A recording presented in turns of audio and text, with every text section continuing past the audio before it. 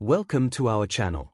Before we get started, please consider liking and subscribing so we can bring more stories like this to you. Departure. The fluorescent lights of the terminal hummed, casting a sterile glow on the restless crowd. Statham leaned against a pillar, his posture relaxed but his senses on high alert. He watched the ebb and flow of humanity, the harried families, the stoic business travelers, the nervous students clutching backpacks. Every detail was etched into his memory. A dropped boarding pass, a furtive glance, the way a woman nervously chewed her lip. The air thrummed with anticipation and anxiety. A symphony of unspoken stories. Aisha navigated the security line with practiced ease, her movements fluid and efficient. She wore a simple linen dress and carried a worn leather satchel slung across her shoulder. Her dark eyes, intelligent and compassionate, scanned the faces around her, a silent observer of the human drama unfolding in the departure lounge. This trip home wasn't a vacation, it was a mission. The orphanage in Peshawar needed her. Funds were drying up, and the children were relying on her. Promise she had secured a grant, a hard-won victory after months of relentless work, and now she carried the hope of those children in her heart. Mac Riley shuffled through the gate, his duffel bag slung over one shoulder like a dead weight. The years in service had etched themselves onto his face, a roadmap of hardship and loss. His eyes, once bright with youthful optimism, were now clouded with a deep-seated weariness. He ran a hand through his thinning hair, the ghost of a smile playing on his lips. He was going home to a place he barely remembered. A small town in Montana where the mountains met the sky. A letter from his sister had prompted the trip, a plea to help with the family ranch. He wasn't sure he was fit for civilian life, but the promise of open spaces and honest labor offered a sliver of hope. The metallic tang of fear and regret clung to the air around him. He just wanted a quiet flight, some sleep, and a chance to forget. Flight 372 to Dubai was now boarding. The announcement echoed through the terminal. A slow trickle of passengers began to line up. Aisha joined the queue, her gaze fixed on the gate agent. Mac lingered, nursing a lukewarm coffee, his eyes scanning the boarding passengers. Omar Sharif pushed his way through the crowd, a forced smile plastered on his face. He wore an expensive suit and carried a briefcase, projecting an air of confidence that belied the turmoil within. Sweat beaded on his brow as he approached the gate, his heart hammering against his ribs. This was Itno turning back. That he subtly bumped into a woman in a hijab, murmuring an apology. "The pomegranate is ripe," he whispered, almost inaudibly. The woman, without breaking stride, responded, "The falcon takes flight at dawn." Omar nodded curtly and quickened his pace. Relieved that the exchange was over, he reached the gate and presented his boarding pass. His hand trembling slightly as he handed it to the agent, he forced himself to take a deep breath, trying to regain his composure. Statham watched Omar disappear down the jet bridge, his senses prickling with unease. The subtle exchange hadn't escaped his notice. It was too deliberate, too rehearsed. He had learned to trust his instincts, honed by years of covert operations. Something wasn't right. He took out his phone and sent a quick, encrypted message. The wheels were in motion. Now it was a waiting game. Aisha found her seat in the crowded cabin, stowing her satchel under the seat in front of her. She closed her eyes, took a deep breath, and tried to block out the noise and chaos around her. She pictured the faces of the children waiting for her, their hopeful eyes shining in the dim light of the orphanage. Their future was in her hands. Mac settled into his window seat, his gaze fixed on the tarmac. He watched the ground crew preparing the plane for departure, their movements precise and efficient. He felt a strange sense of disconnect, as if he were watching a movie unfold before him. He closed his eyes, trying to shut out the memories that haunted him, the faces of the fallen, the screams of the wounded. He just wanted to go home.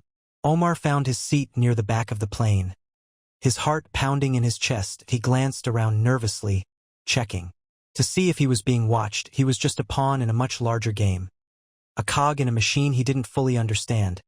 But he had made his choice, and now he had to see it through. Fear gnawed at him as the plane taxied down the runway. Aisha gripped the armrests, her knuckles white. Max stared blankly out the window, his face etched with a profound sadness. Omar Sharif closed his eyes and prayed for forgiveness.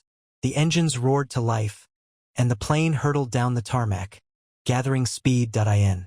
The terminal, Statham watched the aircraft take off, a knot of anxiety tightening in his stomach. He knew that the real journey was just beginning.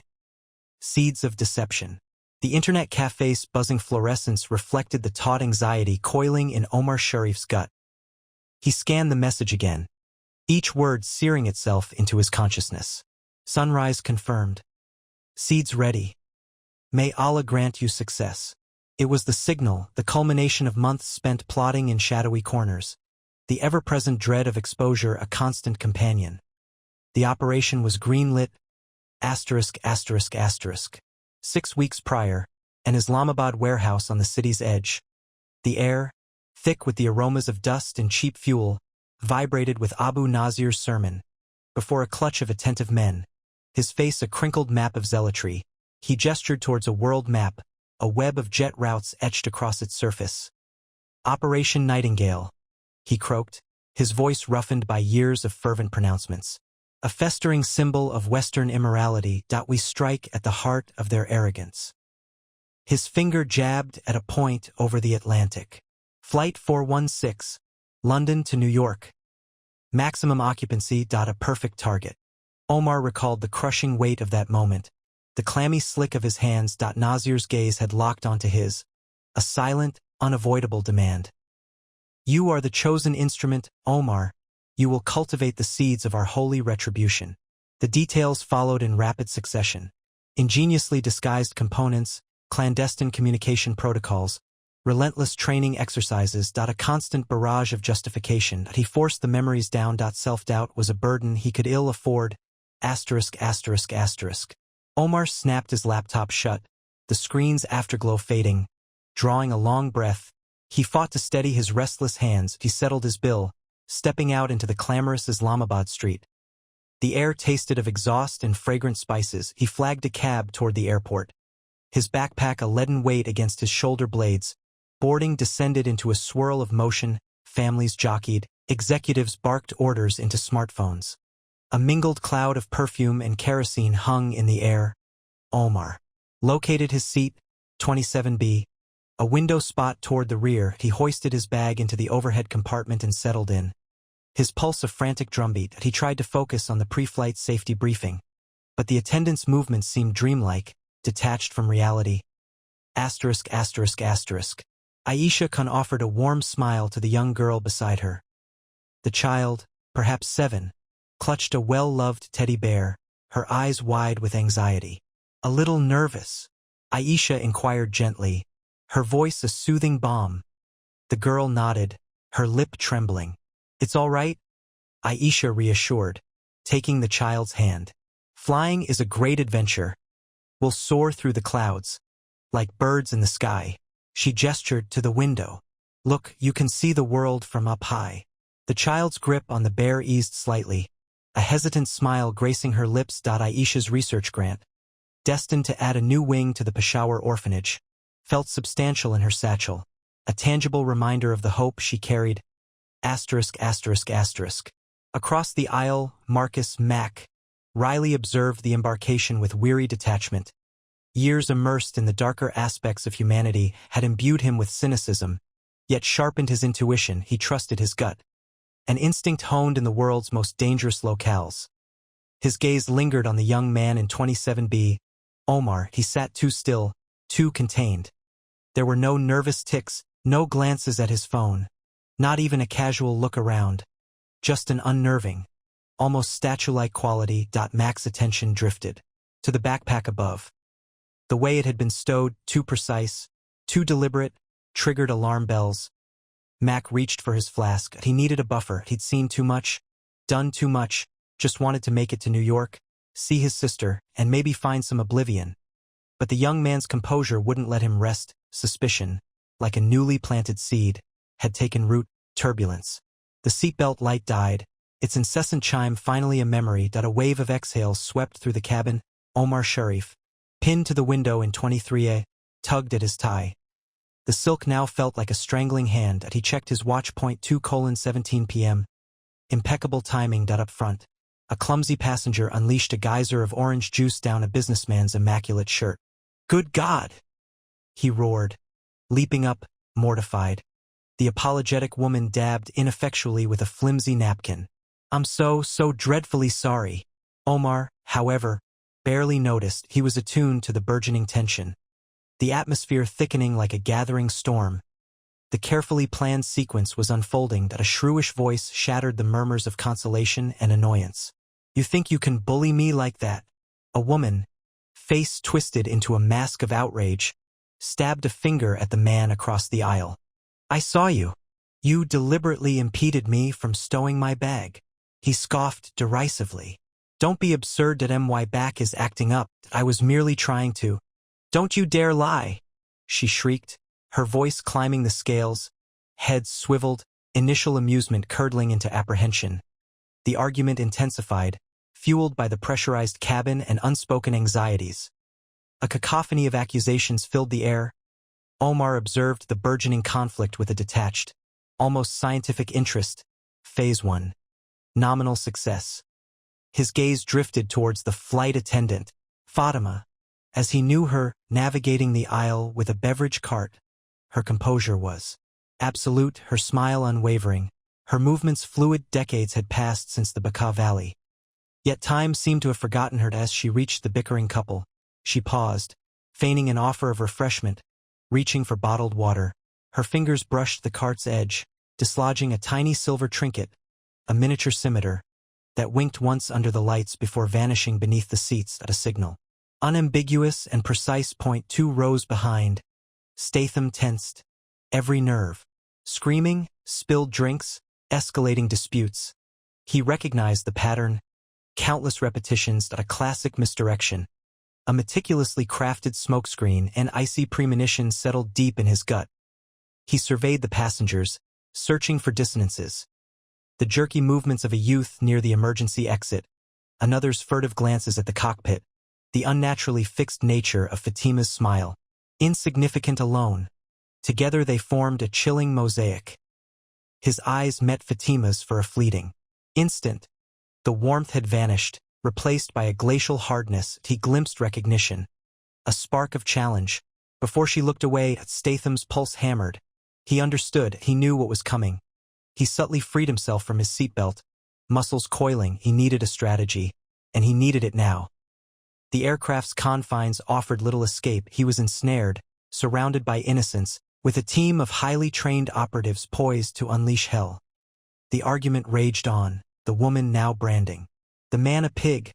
The din was overwhelming, the perfect backdrop for impending bedlam. Omar Sharif inhaled deeply, his hand delving into his carry-on. The hour had arrived. He felt the crushing weight of responsibility, the burden of his convictions, the heft of the weapon within. He closed his eyes briefly, visualizing the faces of family, comrades, the wronged he vowed to avenge. His eyes snapped open, focused like a laser on the cockpit door. The time was now. Statham watched him, a primal alarm, blaring in his mind. Time had run out. Taking control. The overhead compartments burst open with an ear-splitting clang, amplified beyond normalcy at a man, until a breath ago lost in the well-worn pages of his book. Wrestled his bag down with a violent jerk. He rummaged inside. Not for the expected tech or travel pillow, but for something far more menacing.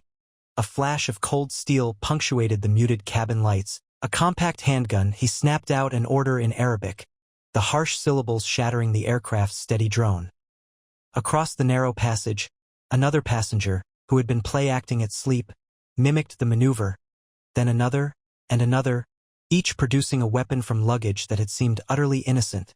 The recirculated air, already stale, pressed down like a shroud. A shriek tore from the back of the aircraft. Instantly infectious panic bloomed, spreading like a toxic gas. Aisha clutched her aged leather satchel. Within it, the fragile promise of survival for the orphanage she championed. Her heart hammered a frantic tattoo against her ribs, a desperate rhythm against the rising tide of dread. She murmured a silent plea, her gaze flickering between the armed men and the sea of horrified faces around her. "Silence!"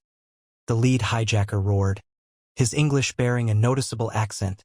Yet perfectly clear. He brandished his gun, instantly quelling the screams, leaving only suppressed whimpers and stifled gasps in their wake. This aircraft is now under our control. Compliance is your only path to safety. Mac Riley, positioned near the emergency exit, remained unmoved as he'd weathered far worse squalls. The jagged scar slashing across his left brow pulsed with a dull throb, an echo of the chaos brewing within him. His eyes, sharpened and assessing, charted the landscape of the cabin. Point 4 visible, possibly more lurking unseen.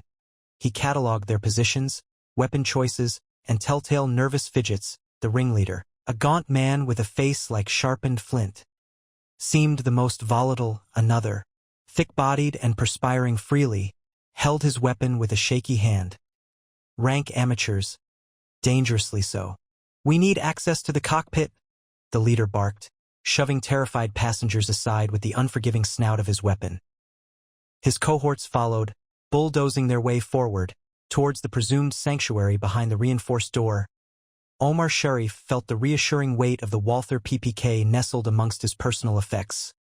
His fingers tightened instinctively around the grip. Patience. He needed to analyze the situation. Seek out the opportune moment. Hasty action had been a costly teacher.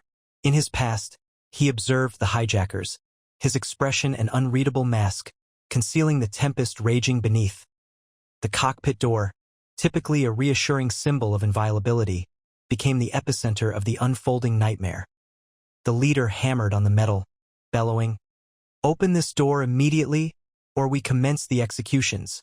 A muffled response filtered out from within. A tense, hurried exchange followed, barely audible above the growing cacophony in the cabin. Then, a sickening thud, the unmistakable sound of gunfire. A collective intake of breath swept the length of the plane. The door lurched inward. Point 2 of the hijackers surged inside, vanishing from sight. The leader lingered in the doorway, his eyes like shards of ice as he raked the passengers, challenging anyone to defy him. The heavy-set accomplice stood sentry in the aisle, his face glistening with sweat, his weapon trembling almost imperceptibly. Statham, seated toward the plane's front, leaned back, projecting an air of calculated nonchalance. Behind the facade, his mind raced. A complex calculation taking form. Point 4 accounted 4.1 at the head, 2 within the cockpit, and the heavy one barricading the aisle.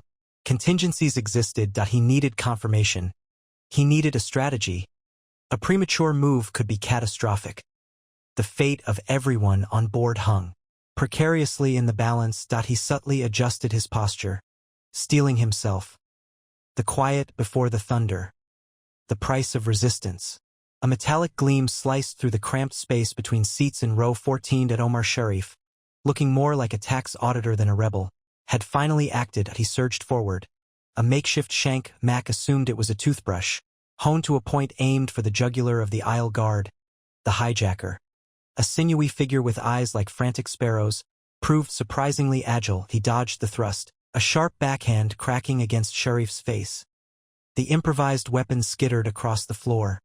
Before Sharif could regain his footing, the hijacker smashed the rifle stock against the back of his skull. A dull thud resonated through the pressurized cabin. Sharif went down.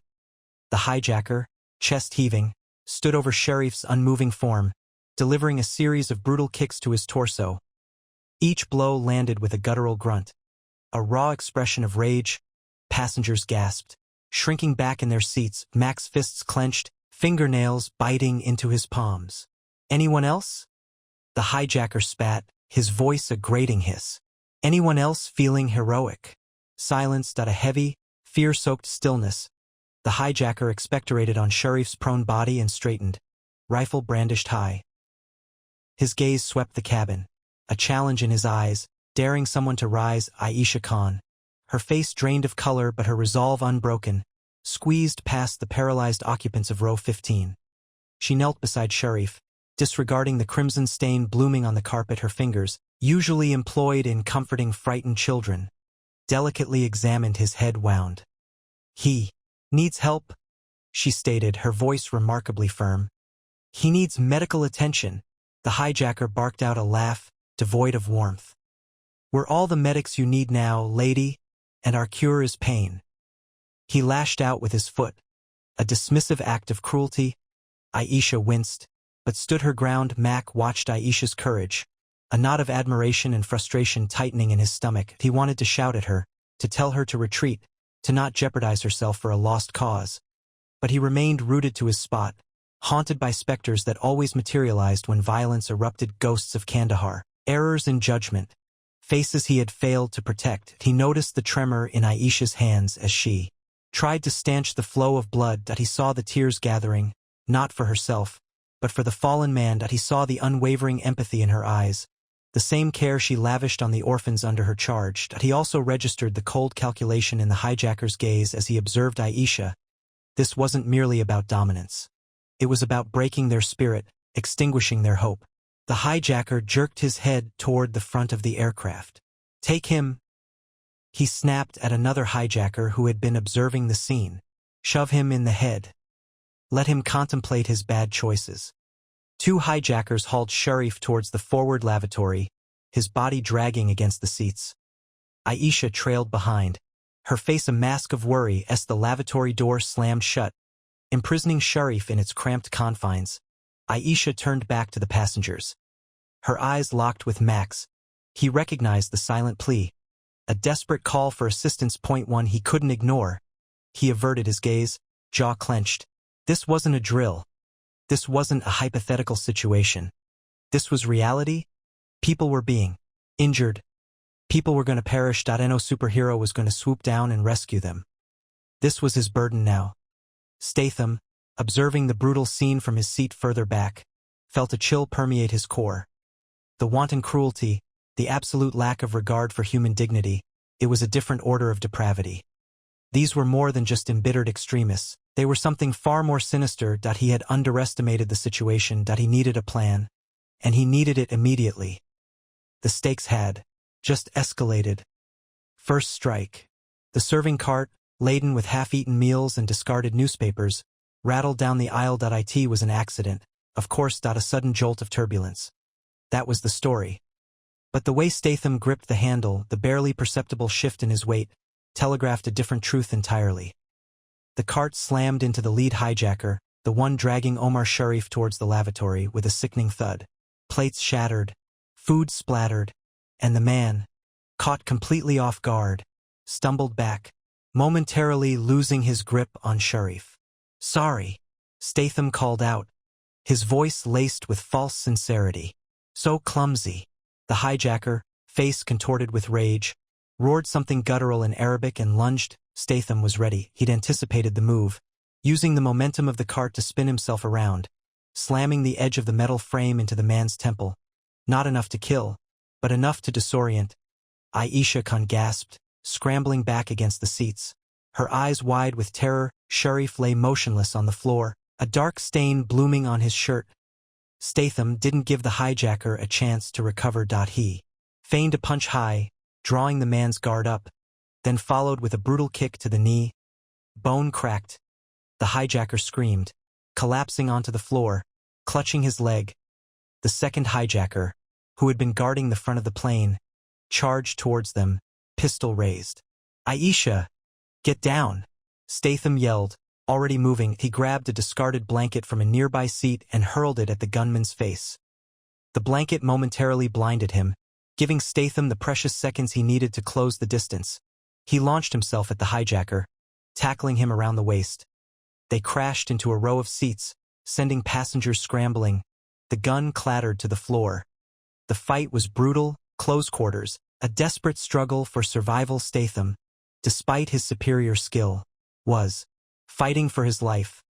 The hijacker was strong, fueled by fanaticism and rage. He clawed at Statham's eyes, bit his ear, and rained down blows with surprising force. Statham managed to land a few solid punches, breaking the man's nose and splitting his lip. But the hijacker wouldn't relent.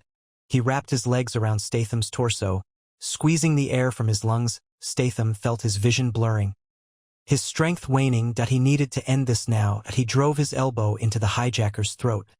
Again and again, until the man's grip finally loosened. Statham rolled him over, straddled him, and pounded his fists into his face until he lost consciousness. He sucked in ragged breaths, his body screaming in protest. He glanced over at Aisha, who was desperately trying to staunch the bleeding from Sharif's wound. Her face was pale, her hands trembling, but she continued to work, her brow furrowed in concentration. Suddenly, a deafening bang echoed through the cabin. Statham instinctively ducked, expecting to be shot. But the bullet hadn't been aimed at him. He looked up to see the hijacker who he had incapacitated was reaching for the fallen pistol, an intense look of rage in his eyes. Before he could line up the shot, Mac Riley, eyes as cold and hard as granite, had shot the hijacker.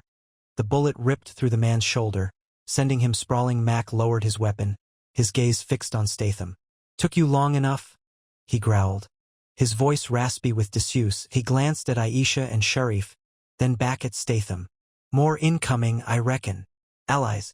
The impact slammed Statham against the side of the seat, his head swimming. Two hijackers, furies unleashed, bore down on him. One brandished a crude knife. The other, a jagged length of pipe, scavenged, no doubt, from the aircraft's skeleton. Panic threatened to overwhelm him, a cold wave rising in his chest, but he wrestled it down. Giving in wasn't an option. "Think you're some kind of big shot?" the man with the blade hissed, his spittle flying. "You're just postponing the inevitable." Statham deflected a clumsy blow from the pipe, the clang against his forearm sending a shock wave of agony through him. He held his ground. "The only inevitable thing is you two regretting this little trip." A shrill whine cut through the pandemonium from the direction of the cockpit, the emergency beacon blaring its distress. The pilot, bless his soul, had managed to transmit a signal, a slender thread of hope in the encroaching despair. Across the aisle, Mac, previously immobile, shed his statue-like stillness. His eyes, usually veiled, now shone with laser focus. A near imperceptible nod towards the back of the plane spoke volumes. He was strategizing. Good. Statham knew soloing this fight was a fool's errand. He needed reinforcements. "Anyone willing to lend a hand?" he bellowed, his voice roughened by the earlier scuffle. "These lowlifes aren't going to win." Aisha, pale but determined, continued her efforts to staunch Omar Sharif's bleeding, his lifeblood staining the makeshift bandage torn from her headscarf. "He's losing too much," she called out, her voice tinged with desperation. "I need to slow the flow. Can you keep them busy for a while? Time is a luxury we can't afford." A scattering of hesitant glances met Statham's. A young businessman, his suit rumpled and glasses askew, swallowed hard and raised a trembling hand. A middle-aged woman, her face a mask of fear, yet with sparks of defiance in her eyes, gave a decisive nod. A brawny construction worker, his knuckles white as he clenched his fists, shifted in his seat, preparing for action. "All right, listen closely," Statham commanded, his voice low but firm. "We need to use our brains. They have hardware. We have numbers." He glanced at Mac, who was dissecting the hijacker's movements with the gaze of a seasoned hunter. "Mac, spot anything we can turn into an advantage." Mac grunted, his gaze sweeping the cabin's confines.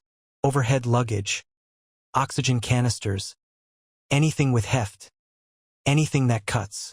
Aisha, still focused on Sharif, offered, I might have something. It's a gamble, but..." She paused, then continued, her confidence growing. "I'm a biochemist. I know the body's vulnerabilities, pressure points, nerve clusters. If we can target those areas, we could disable them without fatal harm." Statham arched an eyebrow. "Pressure points? You positive?" "It's our best shot," Aisha asserted. "I need to get in close. And I need a distraction." "Understood," Statham replied, a plan coalescing in his mind. "Mac and I will create that diversion. We'll draw their venom. The rest of you," he addressed the fledgling resistance, "be ready to pounce. When the opportunity arises, seize it." "Got it." A wave of nervous nods spread through the ranks. Fear lingered, but now mingled with resolve. The cabin's atmosphere had subtly changed. The hijackers might control the vessel, but they no longer held sway over the passengers' spirits. Statham drew a deep breath. Pushing past the throbbing in his arm, he exchanged a charged look with Mac, a silent accord passing between them. Time to push back. He ripped the headrest from the seat in front, testing its feel in his hand. It was insufficient, but it would have to do. "Okay," he murmured, barely audible. "Let's give these sons of bitches a nasty surprise." Breaching the cockpit, Statham melted back into the press of bodies shuffling toward the lavatories. A phantom in the turbulence, Omar, his face slick with sweat, pushed against him, a shaky hand gripping Statham's arm. "They'll see you," he hissed, his voice a strained rasp. "They're watching the aisles," Statham countered, his own voice low and even. "Nobody expects a thing in the can." He peeled Omar's hand away, his eyes conveying a silent promise. Aisha, her face pale but resolute, knelt beside Omar, tearing strips from a linen napkin.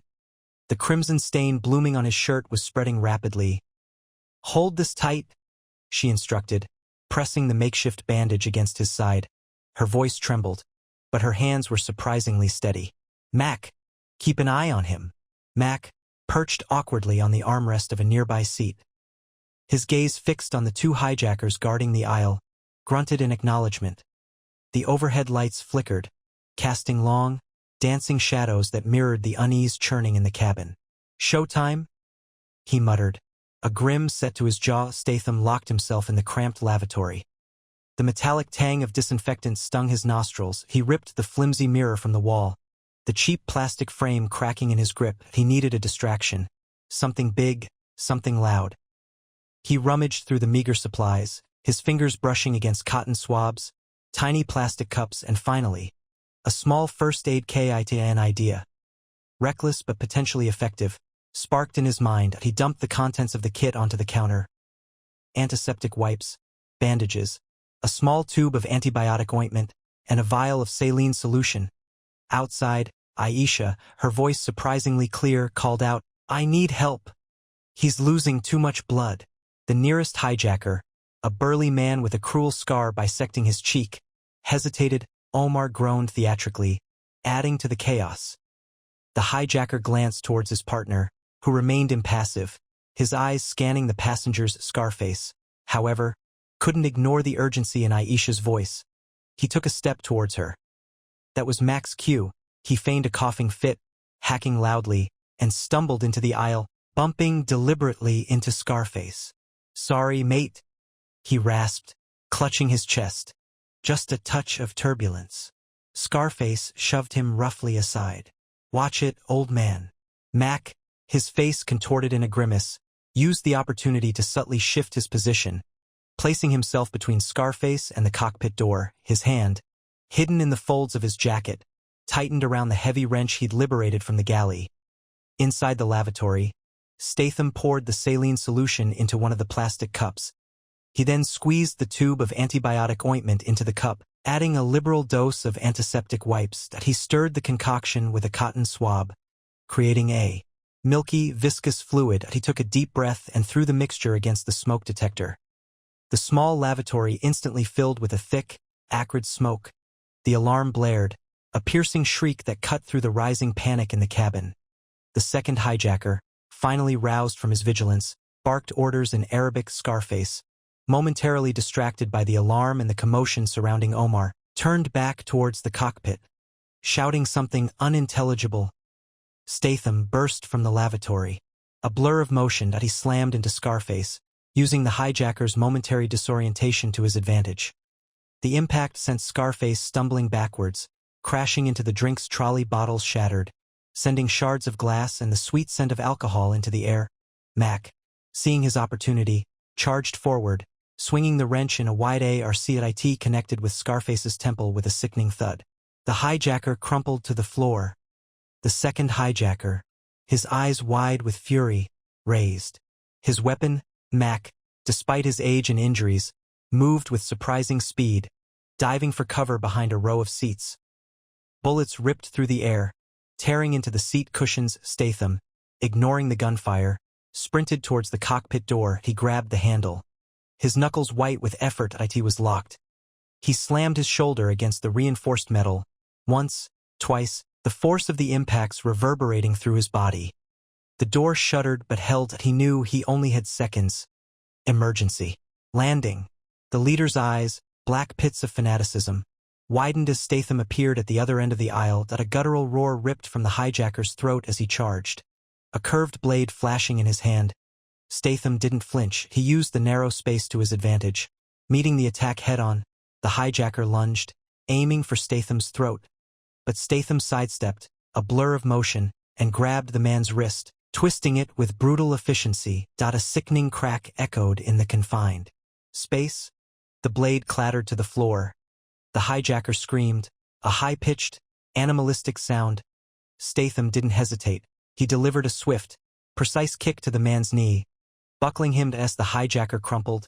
Statham seized him by the collar and dragged him towards the cockpit door. The other passengers recoiled, their faces masks of terror and hope. Omar Sharif lay slumped against a seat, Aisha Khan frantically pressing a makeshift bandage against his shoulder. Blood soaked through the fabric. Aisha looked up as Statham passed, her eyes wide with gratitude. "He needs a doctor," she gasped, her voice trembling. "He'll get one?" Statham said, his voice low and grim. He slammed the hijacker against the cockpit door, the force of the impact enough to knock him unconscious. He then braced himself, took a deep breath, and punched the access code into the keypad beside the door.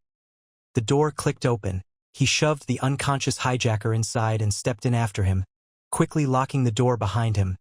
The pilots, a man and a woman, were pale and shaken, but alive. A bullet hole marred the control panel. "I've secured the cabin," Statham said, his voice calm despite the adrenaline coursing through his veins. "What's the situation?" The female pilot, her face streaked with sweat, spoke first. "We took fire, lost some instruments. We've got a hydraulic leak. Landing gear might be compromised. We need to get down now." "Where's the nearest airfield?" The male pilot, his knuckles white as he gripped the controls, pointed to a screen displaying a swirling radar map. "Small municipal airport, about 20 minutes out, runways short, but it's our only option." Statham nodded. "Get us there. I'll stay here until we're on the ground." He spent the next 20 minutes a silent, watchful presence in the cockpit, monitoring the pilots as they fought to keep the crippled plane airborne. He saw the raw fear in their eyes, the beads of sweat tracing paths down their temples, but also their unwavering determination. He said nothing, offering only the occasional nod of encouragement. The descent was a white-knuckle ride. The plane shuddered violently as they approached the small airfield. Statham watched as the pilots wrestled with the controls, their faces grim. He could feel the tension building in the cabin, a palpable force that pressed against him. The wheels hit the tarmac with a bone-jarring thud. The plane swerved, tires screeching, threatening to veer off the runway. Statham gripped the back of a pilot's chair. Bracing himself, he saw the flash of emergency vehicles gathering near the runway, their lights painting the scene in a pulsating strobe. The pilots fought to regain control, their movements a blur of practiced precision. Finally, with a screech of metal and a cloud of smoke, the plane lurched to a stop. A collective sigh of relief swept through the cabin. Cheers erupted, quickly followed by sobs of relief. Statham remained in the cockpit, watching as the emergency crews swarmed the plane. "You saved us," the female pilot said, turning to him, her voice thick with emotion. "All of us," Statham simply nodded. "Just glad I could help." He waited until the passengers began to disembark, then slipped out of the cockpit and into the throng. He moved with purpose, his movements fluid and almost invisible amidst the chaos of relieved passengers and emergency personnel. He paused only long enough to exchange a fleeting glance with Aisha Khan, who gave him a grateful nod, her arm still wrapped tightly around Omar's bleeding shoulder. Then he was gone, lost in the sea of faces, swallowed by the crowd. As the last of the passengers filed off the plane, Jason Statham vanished, leaving behind only whispers of the man who had saved them all. The evening news would soon be filled with his heroic acts, but he was already gone, moving on to the next crisis, the next shadow, the next fight.